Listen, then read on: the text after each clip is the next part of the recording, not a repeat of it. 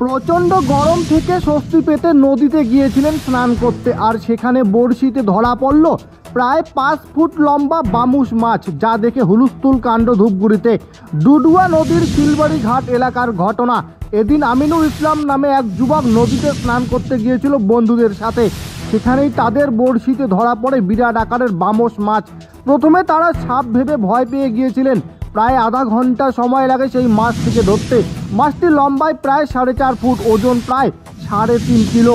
মাছ ধরে খুশিতে আত্মহারা সেই যুবক। তিনি জানান, মাছ ধরতে আধ ঘন্টা সময় লেগেছে তার।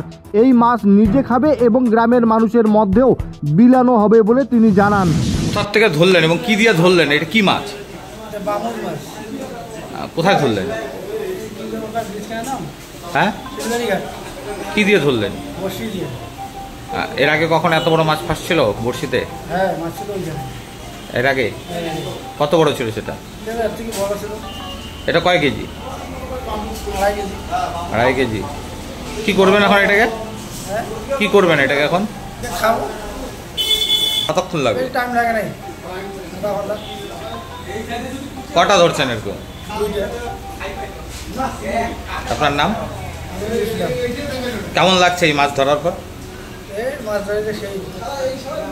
Lifeline diagnostic centre. এখানে রক্ত পরীক্ষা, digital ECG, digital X ray, ultrasonography, echocardiography ও ফেটাল ইকোকার্ডিওগ্রাফি করা হয়। এছাড়াও বাড়ি থেকে রক্তের নমুনা সংগ্রহ করা হয়। আমাদের ঠিকানা ধূপগুড়ি ডাউকিমারি রোড, নেতাজি পাড়া, বন্ধন ব্যাংকের পাশে। যোগাযোগ নম্বর 9800785475 ও 7908922275 এই নম্বরে।